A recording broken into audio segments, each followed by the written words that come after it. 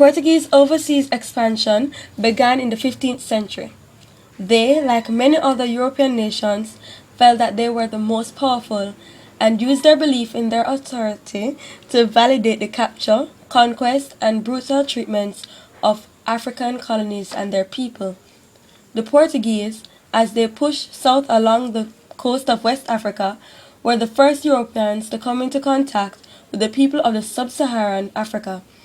The Portuguese turned to Africans when their previous attempts to work Indians for their labor failed, as they found this racial group more suitable to handle the harsh and tedious conditions associated with the level of manual labor forced upon them.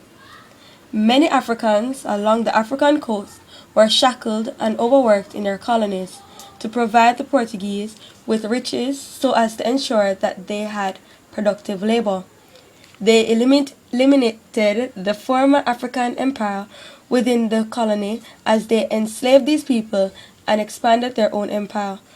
By the end of the 19th century, the Portuguese seized control of Portuguese West Africa, now Angola, mainland Angola, Portuguese Congo, now Cabinda province of Angola, Portuguese East Africa, now Mozambique, Portuguese Guinea, now Guinea-Bissau, Cape Verde Islands, Sao Tome Island.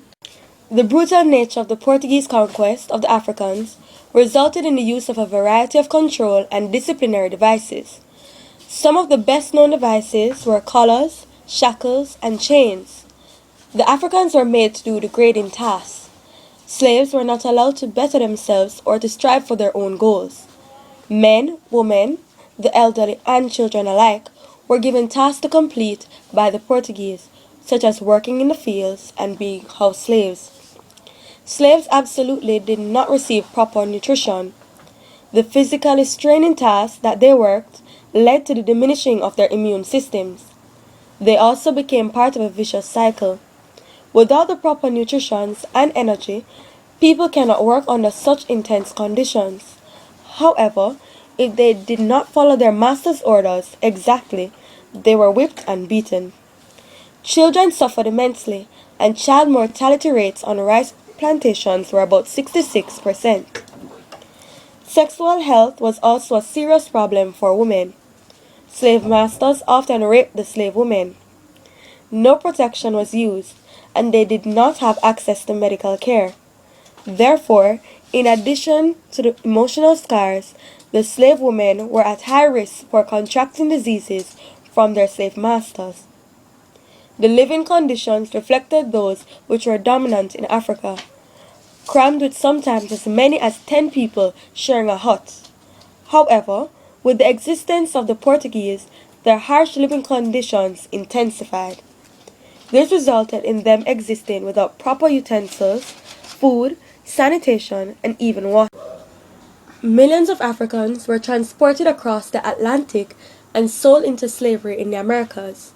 Slaves were kept living in abominable conditions in slave forts along the coast of Western Africa until the time that they were sent out to sea on large boats headed for the Americas. Both the slave forts and slave ships kept people in dark, dirty rooms with little to eat and drink. There was no distinction between bathroom and sleeping area. They were kept in chains and left to lie on their backs on slave ships while crossing the Atlantic Ocean. This long and treacherous journey had become known as the Middle Passage. As many as 20% died while crossing the ocean, not to mention those who died in the slave forts while still in Africa.